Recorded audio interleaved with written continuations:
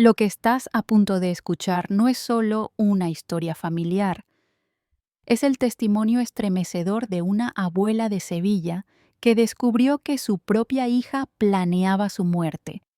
Quédate hasta el final porque lo que ocurrió aquella noche cambiará tu forma de ver la familia y el instinto de una madre. Dale me gusta, suscríbete al canal y cuéntame en los comentarios desde dónde estás viendo este video. Te prometo que no podrás apartar la mirada. Esa noche llevé a mi hija al aeropuerto de Sevilla-San Pablo para lo que pensé que sería solo un viaje de trabajo más. Todo parecía normal hasta el momento en que mi nieto de tan solo 7 años me agarró la mano con fuerza. Sus ojos llenos de pánico me hicieron congelarme. Con la voz temblorosa me susurró: «Abuela, no volvamos a la casa. Esta mañana escuché a mamá planeando algo contra nosotros. Por favor, créeme». En ese instante, algo dentro de mí se quebró. Sin hacer preguntas, encendí el coche y huí con él en la oscuridad de la noche. Pero antes de seguir, asegúrate de ya estar suscrito al canal y escribe en los comentarios desde dónde estás viendo este video. Nos encanta saber hasta dónde están llegando nuestras historias. Mi nombre es María del Carmen Hidalgo, tengo 70 años y hasta esa noche creía conocer a mi hija Lucía como la palma de mi mano. Vivo con ella y con mi nieto Diego desde la muerte de mi yerno hace 3 años. Un accidente automovilístico que dejó marcas profundas en todos nosotros, especialmente en el pequeño Diego, quien desde entonces se ha convertido en un niño extremadamente observador y silencioso. Ese jueves, llevamos a Lucía al Aeropuerto Internacional de San Pablo para un viaje de negocios a Málaga. Ella es gerente de mercadotecnia en una gran empresa y viaja con frecuencia. Llegamos con anticipación.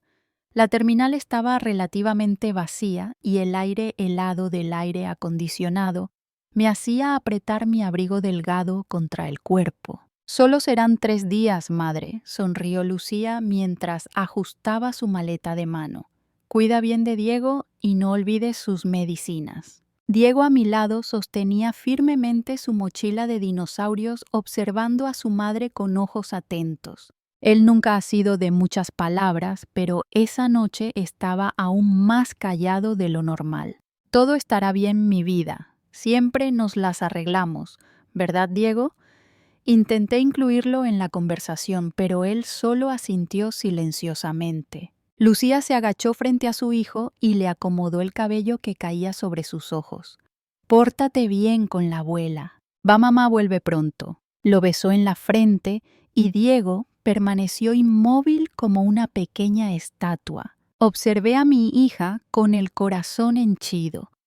A pesar de las dificultades, ella se había transformado en una mujer fuerte e independiente. Después de perder a su esposo, Antonio, se sumergió en el trabajo con aún más determinación, quizás como una forma de escapar del dolor. Yo admiraba su resiliencia, aunque notaba un cierto distanciamiento emocional que crecía entre nosotras. «Tengo que irme», dijo mirando su reloj. El embarque comienza en media hora. Nos abrazamos brevemente. Un abrazo mecánico sin mucho calor, algo que se había vuelto común entre nosotras en los últimos tiempos. Ella me besó en la mejilla, tomó su maleta y caminó hacia la puerta de embarque. Observamos su silueta alejarse hasta desaparecer entre la multitud. «Nos vamos, Diego». «Se está haciendo tarde», dije, tomando la mano de mi nieto. Caminamos por el pasillo de la terminal en dirección al estacionamiento. Diego no dijo ni una sola palabra durante todo el trayecto. Su silencio no me preocupó. Era su forma de ser. Desde el accidente de su padre se comunicaba más con miradas y gestos que con palabras. El estacionamiento estaba mal iluminado. Solo algunas lámparas amarillentas proyectaban sombras informes por el suelo de concreto. Pocos coches estaban estacionados a esa hora. Apreté el botón de la alarma y las luces de nuestro viejo Seat Ibiza parpadearon. Empecé a caminar hacia el coche, jalando suavemente a Diego de la mano. Fue entonces cuando lo sentí un jalón fuerte, casi violento. Diego se había detenido de repente y sujetaba mi muñeca con tanta fuerza que sus uñas pequeñas dejaron marcas en mi piel arrugada. Me volteé confundida. «¿Qué pasa, cariño?», pregunté agachándome para quedar a su altura. El rostro de Diego estaba pálido bajo la luz amarillenta del poste. Sus ojos, siempre atentos, ahora estaban desorbitados por puro terror. Nunca había visto una expresión así en su carita. Un escalofrío recorrió mi espalda. Abuela susurró tan bajo que tuve que inclinarme para escuchar. «No volvamos a la casa, por favor, créeme». Me quedé confundida pensando que, tal vez, tenía miedo de la casa vacía sin su madre. «No te preocupes, mi amor. Estaremos bien solo nosotros dos por unos días». Él negó con la cabeza, vigorosamente apretando aún más mi muñeca. «No, abuela, no vuelvas a la casa», repitió ahora con la voz quebrada. «Esta mañana escuché a mamá en el teléfono en la oficina. Mi corazón se aceleró». «¿Qué escuchaste, Diego?». Él tragó saliva a sus labios, temblando ligeramente. Se inclinó aún más cerca de mi oído. «Mamá dijo que después de que nos durmiéramos ya estaba todo arreglado». Ella dijo: «Asegúrate de que no haya fallas. El gas tiene que parecer un escape accidental». Mi sangre se congeló en las venas. Me quedé paralizada mirando esos ojos inocentes que ahora cargaban el peso de un secreto terrible. «Por favor, abuela». Su voz era un hilo tembloroso. «Esta vez créeme». Esa última frase me golpeó como una cachetada. Recordé otros momentos en que Diego intentó alertarme cuando dijo que había visto a su madre escondiendo documentos en la oficina, cuando mencionó que ella había pasado toda la noche tocando la tubería de la cocina. Yo siempre creí que eran historias de un niño intentando llamar la atención. Mis manos comenzaron a temblar. No quería creer. Era imposible que Lucía, mi propia hija, pudiera estar planeando matarnos, pero el terror en los ojos de Diego era demasiado real. «Está bien, cariño», susurré acariciando su carita pálida. «Te creo. No vamos a ir a la casa esta noche». El alivio en su mirada fue inmediato y tan profundo que disipó cualquier duda que pudiera tener. Él lo sabía. De alguna forma, este niño de 7 años había descubierto un plan terrible. Me levanté con las piernas temblorosas. Mi mente trabajaba frenéticamente. Si lo que Diego decía era verdad, no podíamos simplemente ir a un O'Neill o a la casa de un amigo. Lucía podría rastrear la tarjeta de crédito, podría llamar a nuestros conocidos. Entré al coche con Diego, le ayudé a ponerse el cinturón de seguridad y me senté al volante. Mis manos temblaban tanto que apenas pude meter la llave en el encendido. «¿A dónde vamos, abuela?», preguntó Diego, su pequeña voz rompiendo el silencio tenso. No tenía idea. Miré por el espejo retrovisor a esa carita preocupada y traté de sonar confiada. «Vamos a un lugar seguro, cariño. Solo necesito pensar un poco». Encendí el motor y salí lentamente del estacionamiento. Necesitábamos tiempo. Necesitábamos un plan y, sobre todo, necesitábamos descubrir por qué mi propia hija deseaba vernos muertos. Lo que estás a punto de escuchar no es solo una historia de familia, es el testimonio de una abuela sevillana que en una sola noche descubrió que el amor y el miedo pueden compartir el mismo rostro. Mi nombre es María del Carmen Hidalgo, tengo 70 años, y hasta aquella noche de jueves creía conocer a mi hija Lucía como la palma de mi mano. Vivo con ella y con mi nieto Diego de 7 años en una casa antigua de Triana, con los balcones que dan al río y los ecos de una vida tranquila que parecía no tener fin. Después de la muerte de mi esposo Antonio, la casa se volvió silenciosa.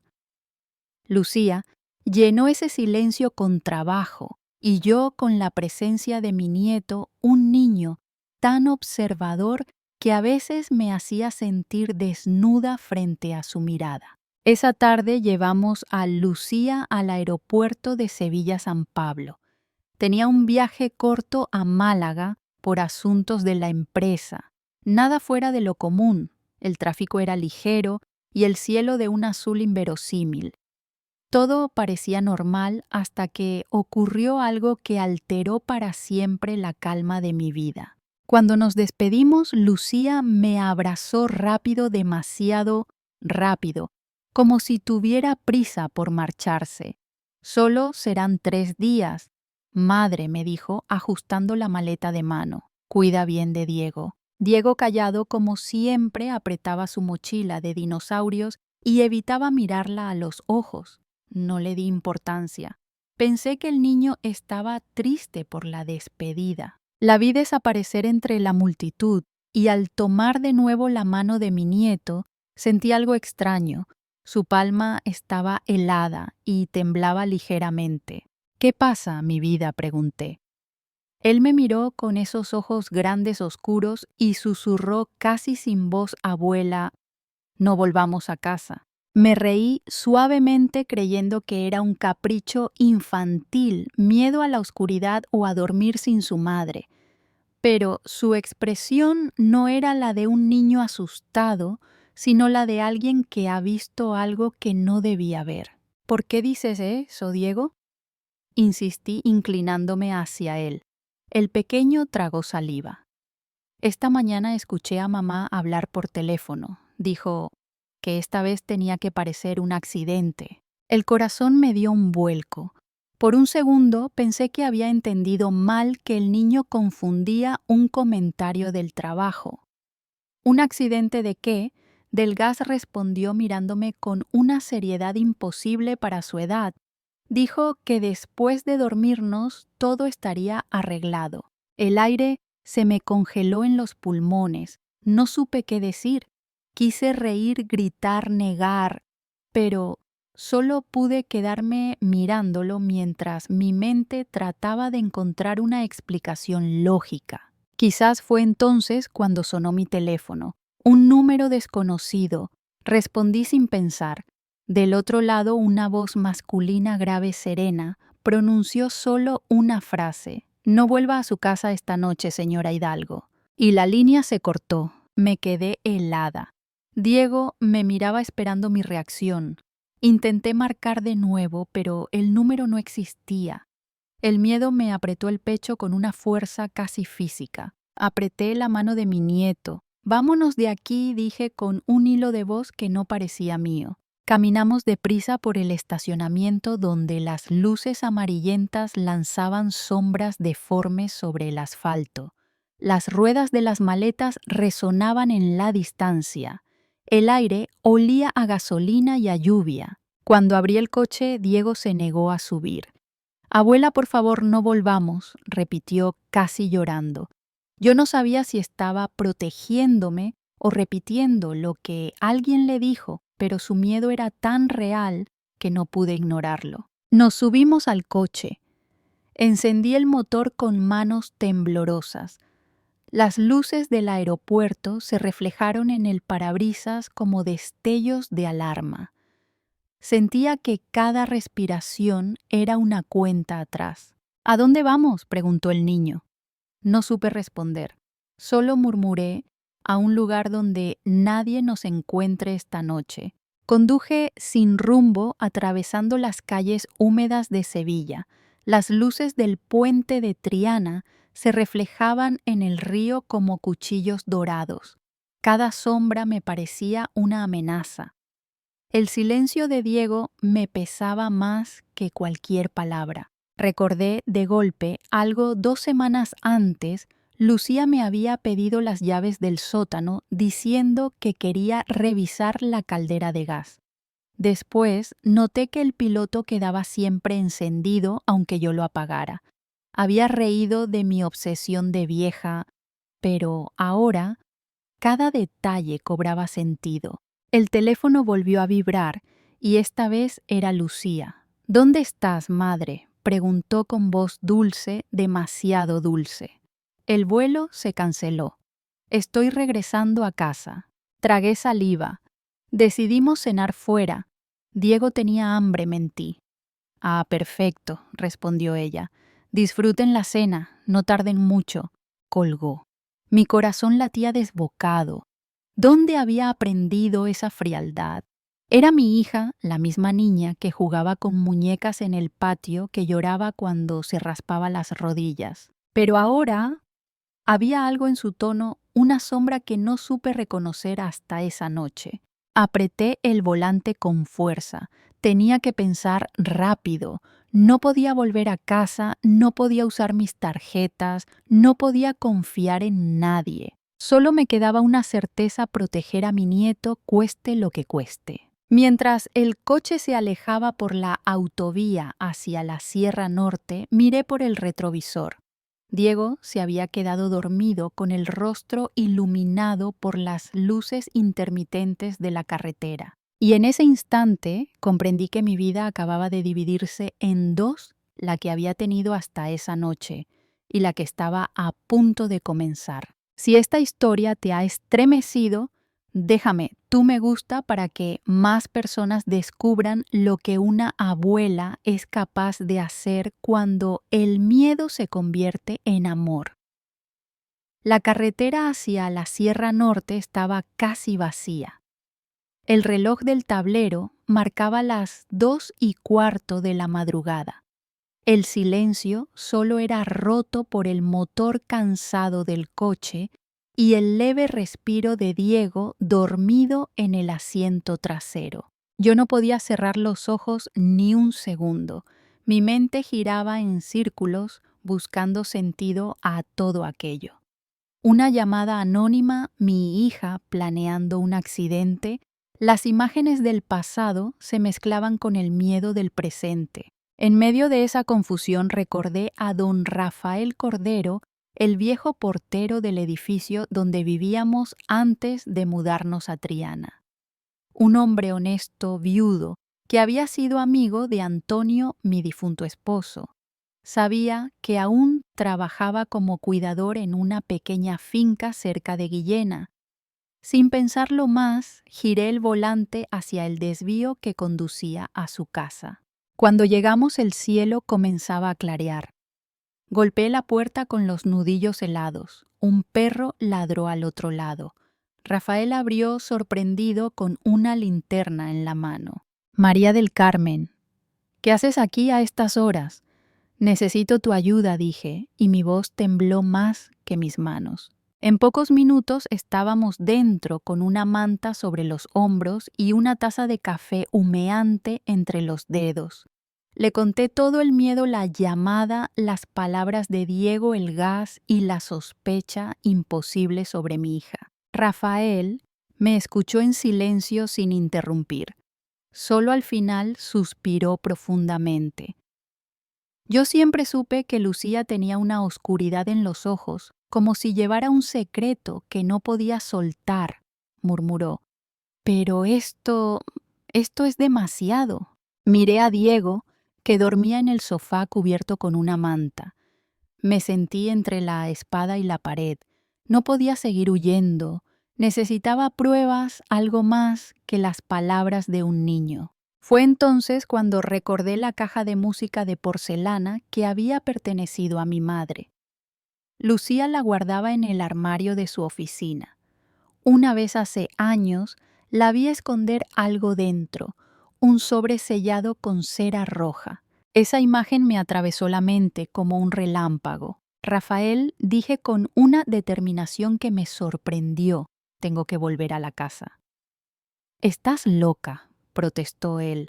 Si todo eso es cierto, es peligroso, lo sé, pero necesito pruebas y sé dónde buscarlas. Rafael dudó un momento, luego asintió. Entonces no irás sola. Dejó a Diego dormido en el cuarto de huéspedes y me acompañó. El amanecer nos encontró bajando por la autovía con el corazón en la garganta. La ciudad aún dormía. El aire olía a azahar y a miedo. Entramos por la puerta trasera de la casa, la que daba al pequeño patio interior. Todo estaba en silencio, demasiado. Cada paso sobre las baldosas sonaba como un disparo. El olor a gas aún flotaba débilmente en el aire. Subimos las escaleras hasta la oficina. Ahí estaba la caja de música de porcelana, una bailarina con las alas rotas, girando sobre una melodía lenta y triste. La tomé con manos temblorosas y la abrí. Dentro, tal como lo recordaba, había un sobre amarillo sellado con cera roja. En la esquina, la firma de Lucía. Lo abrí. Dentro había una hoja de papel con números de cuentas bancarias extranjeras, una copia de la póliza de seguro de vida de Antonio y una carta dirigida a un tal Sergio Salas. Todo debe parecer un accidente. El gas primero, luego las cenizas. Nadie sospechará de una viuda triste. Sentí un nudo en la garganta. El miedo se convirtió en rabia contenida. Por primera vez pensé que aquello no era solo una traición, era una declaración de guerra dentro de mi propia sangre. Y aunque no lo sabía entonces, esa noche, sería recordada por muchos como una de las más intensas historias de venganza que jamás se contaron en Triana. Rafael puso una mano en mi hombro. Tenemos que irnos, María. Alguien puede venir. Tomé las fotos con mi móvil, guardé la carta en mi bolso y bajamos corriendo. Cuando estábamos por salir al patio, escuchamos el ruido del motor de un coche. El mismo Seat blanco de Lucía entraba en la cochera. Mi sangre se heló. Nos escondimos detrás del murete de piedra. Ella entró con el móvil pegado al oído riendo. Sí, Sergio, todo está listo. Esta noche será la última, dijo antes de cerrar la puerta. Mi respiración se hizo tan corta que temí desmayarme. Rafael me tomó del brazo y me susurró: «Ahora tienes lo que necesitabas. Vámonos». Salimos por la parte trasera cruzando el callejón empedrado mientras los primeros rayos del sol teñían de oro las fachadas. De regreso a la finca, el miedo seguía allí, pero también una fuerza nueva, la determinación.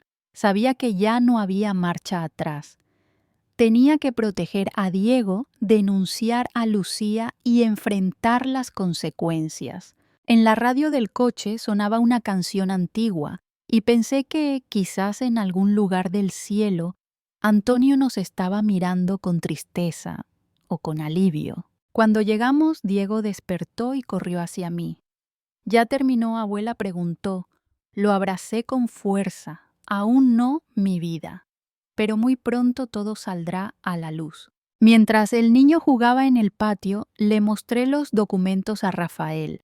Él asintió preocupado. «Esto es más grande de lo que crees, pero ahora tienes pruebas», sí respondí. «Y también un motivo. Un motivo para resistir, para luchar y para contar una de esas historias de venganza que no nacen del odio, sino del amor que se defiende hasta el final». Antes de terminar este capítulo, déjame preguntarte algo. ¿Tú habrías vuelto a esa casa sabiendo que tu propia hija podía matarte? Presiona 0 para sí o 1 para no. Tu respuesta me dirá cuánto coraje hay en tu corazón. Y si esta parte te ha estremecido, deja tú me gusta para que más personas descubran las verdaderas historias de venganza que nacen del silencio de una madre. La noche había caído sobre la sierra como un manto espeso. El viento golpeaba los cristales del pequeño salón donde Rafael y yo repasábamos una y otra vez los documentos encontrados en la casa. El fuego en la chimenea chispeaba, pero no traía consuelo. Cada vez que el reloj marcaba una nueva hora, el silencio se volvía más denso. Esto puede condenarla, murmuró Rafael mirando las fotos en mi móvil. Pero también puede ponerte en peligro. Ya lo estoy, respondí con voz baja. Lucía sabrá que alguien entró. Lo que no sabía era quién, y eso por ahora jugaba a mi favor. Subí las escaleras del pequeño cuarto de huéspedes donde Diego dormía profundamente abrazado a su dinosaurio de peluche. Me quedé observando su rostro durante un largo minuto. Pensé en lo irónico que era que la inocencia pudiera dormir tan tranquila mientras el mundo de los adultos se caía a pedazos. Bajé despacio, sintiendo el peso de mis años en cada peldaño. Rafael estaba junto al teléfono antiguo de la pared.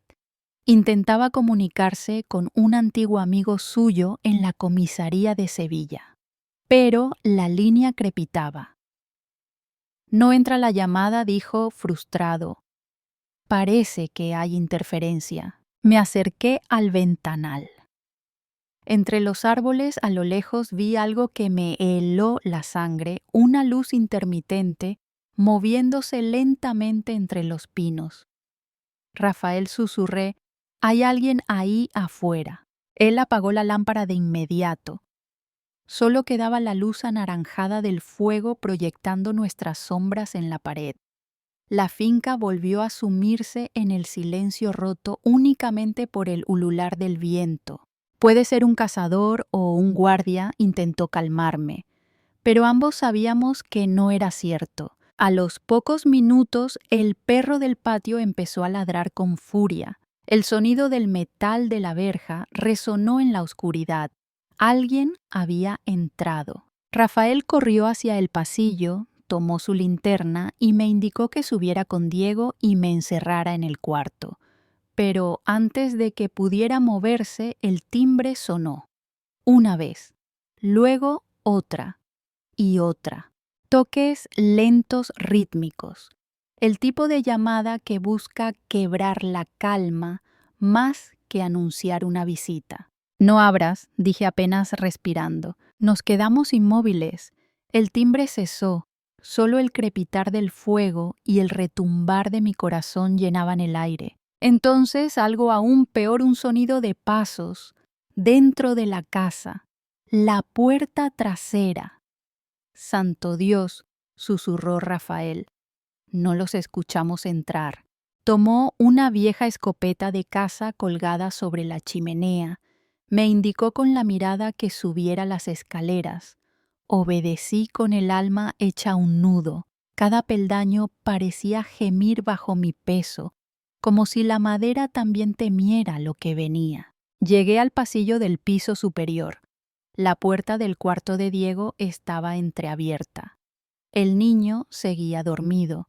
Me acerqué a cerrarla, pero un leve parpadeo rojo en la pared me detuvo. Era una cámara diminuta camuflada entre los adornos. Un dispositivo moderno con una luz que titilaba suavemente. Mi sangre se congeló. No solo nos vigilaban, ya nos estaban grabando. Retrocedí cubriéndome la boca para no gritar. Rafael subió a mi encuentro. ¿Qué pasa? Hay una cámara, dije señalando la pared. En el cuarto del niño. Él la observó con el ceño fruncido. Esto no es obra de Lucía, solamente susurró. Alguien más está detrás. Antes de poder responder, un golpe retumbó abajo, un grito ahogado, luego el estruendo del cristal rompiéndose. Corrimos al borde de la escalera. Desde allí vimos una figura moviéndose junto al fuego apagado, un hombre alto de chaqueta oscura con un arma en la mano, su rostro apenas iluminado por las brasas. Rafael, dije en un hilo de voz, ese es el del nombre en la carta, Sergio Salas. El hombre miraba a su alrededor con calma inquietante, como si supiera exactamente dónde estaba cada rincón de la casa. Entonces su voz retumbó. Señora María del Carmen, sé que está aquí. No quiero hacerle daño si coopera. Rafael levantó el arma tembloroso. El sonido del gatillo resonó seco. pero Sergio se giró con la rapidez de un felino y le disparó primero. El estruendo llenó la casa. Rafael cayó de rodillas con un grito ronco. Corrí hacia él, pero me hizo una seña con la mano. «Sube y corre», balbuceó. Por Diego, el instinto me dominó. Subí los escalones 2 por 2. Entré al cuarto del niño, lo tomé en brazos, aún medio dormido, y corrí hacia la ventana que daba al granero. La abrí con desesperación. Afuera la noche era una pared de sombras. Un segundo disparo retumbó abajo. Luego pasos. Pasos pesados subiendo las escaleras. Con un último esfuerzo lancé la manta sobre el alféizar. Ayudé a Diego a bajar por la parra vieja que trepaba hasta el techo. El niño temblaba, pero no lloraba. Su silencio era la herencia de todo lo que había visto. Cuando mis pies tocaron el suelo, corrí con él hacia los árboles. A lo lejos, la casa ardía en silencio, el fuego devorando las cortinas. Solo entonces entendí, la cámara no era para espiarnos. Era para simular un robo, para borrar cualquier rastro de Lucía y su cómplice. Mientras huíamos, escuché el gemido final del fuego al derrumbarse una viga, y supe que desde ese momento no éramos solo víctimas, éramos sobrevivientes dentro de una de esas historias emocionantes que el destino escribe con sangre y fuego. Esa noche, bajo la luna fría con Diego dormido en mis brazos, prometí que no volvería a esconderme, que buscaría justicia aunque me costara la vida. Porque hay momentos en los que el miedo deja de ser un enemigo y se convierte en el combustible de la valentía. Y así comenzó el segundo acto de nuestra pesadilla, una de esas historias emocionantes que marcan para siempre a quienes se atreven a escuchar la verdad completa. El amanecer llegó sin color. El humo del incendio aún flotaba a lo lejos, cubriendo la sierra con una neblina gris. Habíamos pasado la noche escondidos entre los árboles sin atrevernos a volver a la carretera. Diego dormía sobre mi regazo exhausto. Yo, en cambio, no podía cerrar los ojos. Cada vez que los parpadeaba, veía la imagen de Rafael cayendo su voz diciéndome que corriera. «Por Diego», susurré entre lágrimas, «lo prometí, viejo amigo». El sol comenzaba a iluminar los troncos de los pinos cuando escuché el rugido de un motor en la distancia. Me oculté instintivamente detrás de una roca. Un coche oscuro avanzaba por el camino rural. No era la policía. Lucía sabía cubrir sus huellas. Esperé a que el vehículo desapareciera y con el corazón apretado caminé con Diego en brazos hasta una pequeña ermita abandonada que recordaba haber visto años atrás. Allí, entre muros carcomidos por el tiempo, encontramos refugio. Dentro el silencio tenía un peso sagrado. Coloqué al niño sobre un banco de madera y encendí una vela que había quedado en el altar. La luz temblorosa iluminó el rostro de Diego y también algo más, un objeto metálico escondido entre los escombros. Lo levanté. Era una grabadora de voz antigua con una etiqueta escrita a mano: Rafael Cordero, 2022. La encendí dudando. Después de un zumbido, su voz inconfundible llenó el aire. «Si algo me pasa, esta cinta debe llegar a la policía. Lucía no actúa sola. Sergio es solo la cara visible. Hay alguien más, alguien que movió el dinero antes del incendio. Revisen la cuenta marcada con el número 47. María del Carmen sabrá a qué me refiero». El temblor que me recorrió no era de miedo, sino de esperanza. Rafael había dejado una prueba, una puerta abierta hacia la justicia. Guardé la grabadora en mi bolso y desperté a Diego con suavidad. «Cariño, tenemos que caminar un poco. ¿Vamos a casa, abuela?». preguntó somnoliento. No todavía, pero pronto estaremos seguros. El trayecto hasta el pueblo más cercano fue largo y silencioso. El viento soplaba con fuerza y los pies del niño se hundían en la tierra húmeda. Cada paso era una mezcla de dolor y determinación. Sabía que no podía rendirme. Lucía seguía libre, pero ahora yo tenía algo que ella no esperaba, la verdad grabada en una cinta. Al llegar a El Real de la Jara, un pequeño pueblo blanco, me acerqué al primer bar que encontré. Pedí usar el teléfono y marqué a la policía. El agente que contestó al otro lado reconoció mi nombre. Señora del Valle, la hemos estado buscando. El incendio... Creímos que había muerto. No respondí conteniendo las lágrimas. Estoy viva y tengo pruebas. Minutos después, una patrulla llegó. El oficial que bajó del coche era joven, pero sus ojos reflejaban respeto. Me ayudó a subir al asiento trasero mientras otro agente ofrecía chocolate caliente a Diego. Necesitamos escuchar esa grabación, dijo con tono amable. Cuando la cinta terminó, el silencio fue absoluto. El oficial tomó aire y asintió. Esto cambia todo. Vamos a detenerla. En el camino hacia Sevilla observé por la ventana los campos que se extendían al amanecer.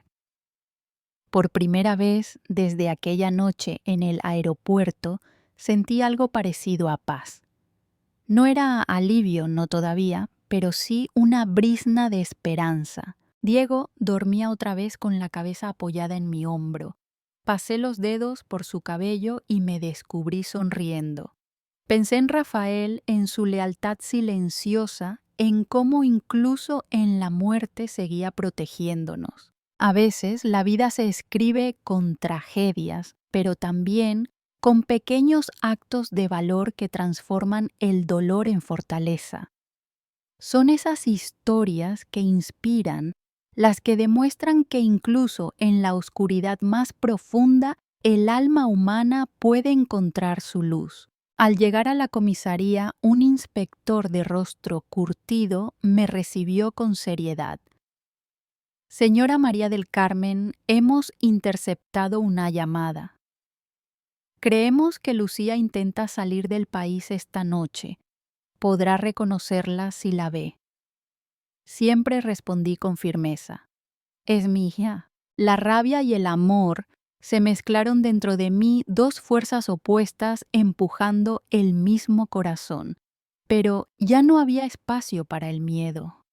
Esta vez no huiría. Mientras preparaban el operativo, el inspector me ofreció un vaso de agua. No todos tendrían su coraje, dijo. Lo que ha hecho podría salvar muchas vidas. Sus palabras me tocaron el alma. Quizás era cierto. Tal vez la historia de una madre enfrentando lo impensable podría servir para recordar que el amor también puede ser una forma de resistencia. Esa idea me sostuvo en pie. Miré el rostro de Diego ahora más tranquilo y supe que lo peor había pasado. No porque el peligro hubiese desaparecido, sino porque dentro de mí había nacido algo nuevo, una fe inquebrantable en la verdad. Mientras el coche policial arrancaba rumbo al aeropuerto, cerré los ojos por un momento y susurré una oración silenciosa. Por Rafael, por Antonio, incluso por Lucía. Y sobre todo por el niño que me enseñó a escuchar con el corazón.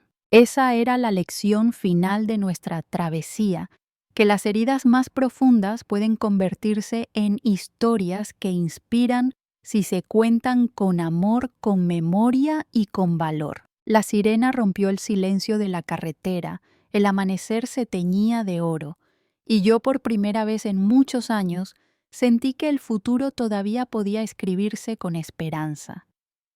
La noche había caído sobre el aeropuerto de San Pablo con un aire pesado casi irreal. Desde la ventana del coche policial veía las luces parpadear entre la niebla y sentía el corazón retumbar en el pecho. Era el final inevitable de una historia que jamás hubiera querido contar. una madre persiguiendo a su propia hija. Está en la puerta 12, informó el inspector bajando el tono. Compró un billete a Lisboa hace 1 hora. Asentí sin poder hablar.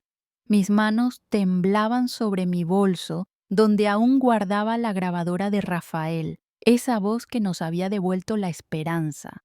Diego dormía en brazos de una agente joven. No lo dejé despertar. No debía ver lo que estaba por suceder. El eco de mis pasos resonó en el pasillo cuando entré al aeropuerto. Todo parecía normal, turistas, maletas, anuncios de vuelos. Pero dentro de mí algo se rompía con cada paso. La vi de lejos sentada junto a una máquina de café.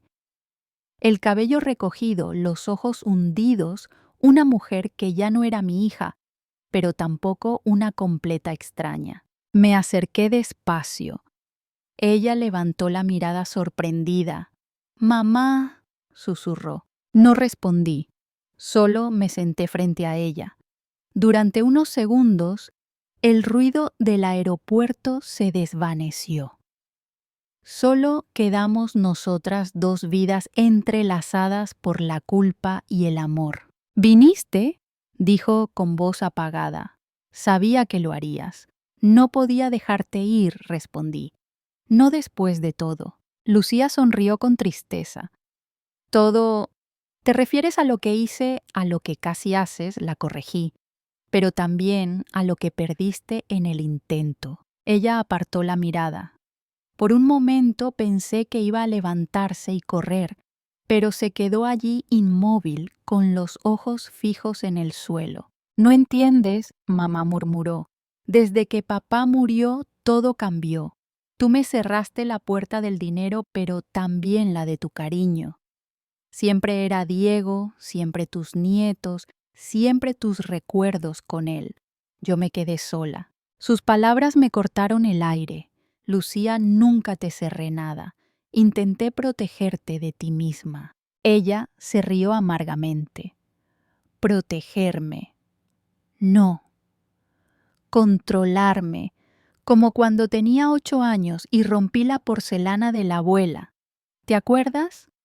Me encerraste en el cuarto sin cenar, dijiste que tenía que aprender a no ser débil. Desde entonces aprendí a fingir». Sus ojos se llenaron de lágrimas. Por primera vez vi a la niña que había sido, no a la mujer que me odiaba. Detrás del crimen había dolor, un dolor que tal vez nunca supe ver. «Lucía», dije apenas, «si eso te marcó tanto, perdóname. No supe hacerlo mejor». Ella levantó la vista. Por un instante, la dureza desapareció de su rostro. «Perdón», repitió en voz baja. «Mamá, ya es tarde». Entonces vi el brillo metálico de una pistola sobresaliendo del bolsillo de su abrigo. Mi corazón se detuvo. El inspector a unos metros detrás de mí también la había visto. Alzó la mano pidiendo calma. «No quiero que nadie muera hoy», dije despacio sin apartar la mirada de mi hija. «No otra vez». Lucía tomó el arma, pero no la levantó. Sus manos temblaban. «No era así como debía acabar», murmuró. «Todo estaba planeado. Sergio debía encargarse. Yo solo quería desaparecer. No era por dinero, era por dejar de sentirme invisible». Mis ojos se llenaron de lágrimas. Me acerqué un paso, luego otro. Ella no se movió, solo dejó que las lágrimas corrieran por su rostro. «No estás invisible, hija», susurré. «Estás perdida. Pero eso aún tiene remedio». El inspector dio un paso adelante, pero levanté la mano. «Déjeme hablarle». Lucía respiró hondo, apretando el arma contra el pecho. «Dile a Diego que lo amo, que lo siento». «Díselo tú», le pedí. «Está aquí, está vivo, porque tú en el fondo no pudiste hacerle daño». Por un momento, la humanidad volvió a sus ojos. Entonces dejó caer el arma al suelo. El sonido metálico resonó como un trueno en medio del bullicio del aeropuerto. Los agentes se abalanzaron esposándola con cuidado. Ella no opuso resistencia. Solo me miró una vez más y en esa mirada había algo que no supe definir: culpa, alivio o quizás un rastro de paz. Cuando la patrulla se la llevó, me quedé allí inmóvil. El ruido volvió, las voces, las maletas, los anuncios. Pero dentro de mí todo seguía en silencio. Minutos después, el inspector se acercó. Está hecho. Se rindió sin violencia. Asentí. No había victoria en eso, solo un final necesario. Salí del aeropuerto con Diego de la mano. El cielo de Sevilla comenzaba a despejarse. Las primeras luces del alba se reflejaban en los cristales y una sensación extraña, mezcla de tristeza y alivio, me llenó el pecho. Pensé en Lucía, en su niñez, en mis errores, y entendí que el amor de una madre no desaparece, solo cambia de forma, se convierte en una cadena que duele pero también sostiene. Mientras caminábamos hacia el coche, Diego me preguntó: «¿Mamá está bien?». Lo miré con ternura. Ahora sí, hijo, ahora sí. El sol comenzaba a salir sobre la ciudad y comprendí que, aunque la culpa seguiría acompañándome, también lo haría la esperanza, porque incluso las historias más tristes pueden transformarse cuando el amor logra sobrevivir a la oscuridad.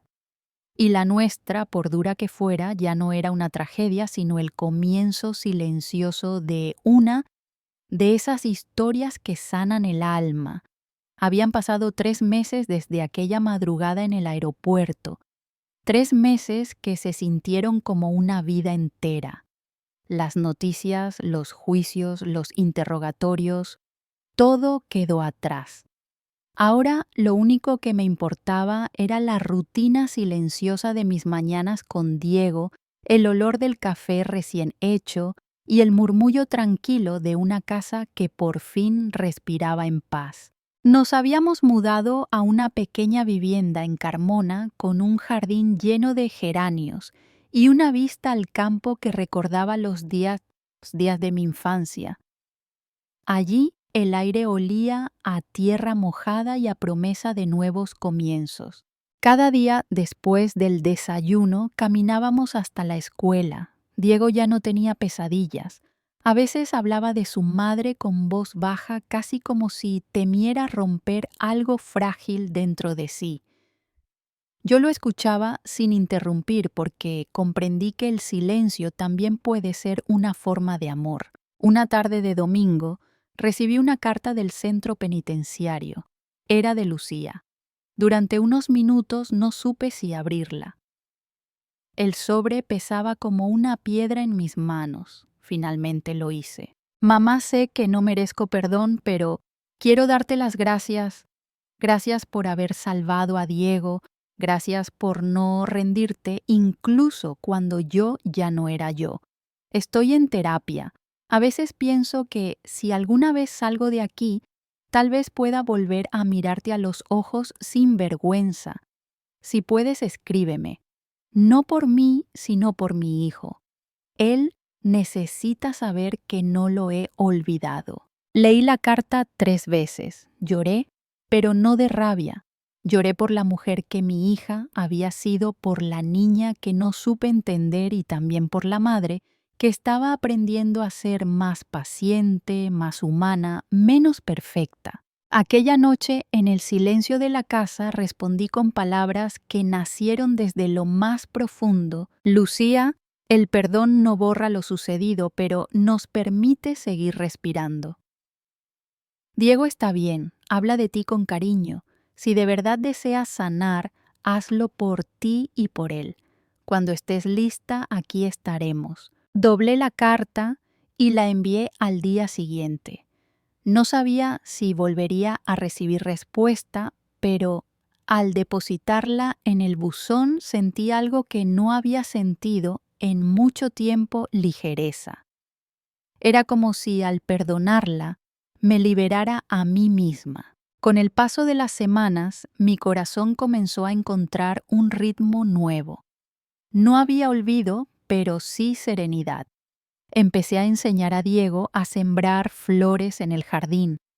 Y él, con su curiosidad infinita, me hacía preguntas sobre la vida, sobre su abuelo, sobre lo que significa ser bueno. Ser bueno, le dije una tarde, no es no equivocarse, hijo. Es aprender de los errores y no repetirlos. Es seguir amando, incluso cuando te han herido. Él asintió con esa madurez que siempre me sorprendía en un niño tan pequeño. Y entonces me sonrió. Una sonrisa limpia, sin sombra de miedo. En ese instante supe que estábamos saliendo del túnel. Un día, mientras regábamos las flores, me miró con curiosidad y preguntó: «Abuela, ¿tú aún quieres a mamá?».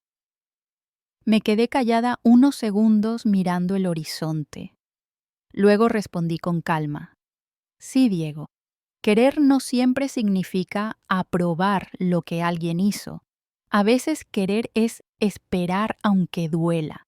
Y yo sigo esperando que tu mamá encuentre su luz». Sus ojos se iluminaron. «Entonces también la voy a querer», dijo, y siguió jugando entre las macetas. Esa frase sencilla me enseñó lo que tantos años no había comprendido, que los niños saben perdonar mucho antes que los adultos, porque su amor aún no está cubierto de orgullo ni miedo. Con el tiempo, Lucía volvió a escribirme. Cartas breves con palabras medidas pero sinceras. Hablaba de los avances en su tratamiento, de los libros que leía, de cómo a veces cerraba los ojos e imaginaba el olor del jardín de Carmona. Yo le respondía siempre no por deber, sino por fe. Fe en que el alma humana puede reconstruirse aunque esté rota en 1000 pedazos.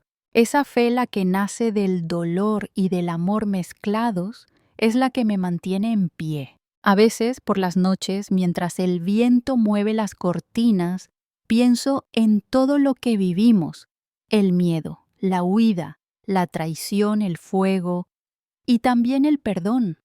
Y me doy cuenta de que no hay venganza más poderosa que la paz interior, porque el verdadero triunfo no fue sobrevivir, sino seguir amando sin odio. Hoy, cuando miro a Diego correr por el jardín, siento gratitud. Por Rafael, que nos protegió hasta el final.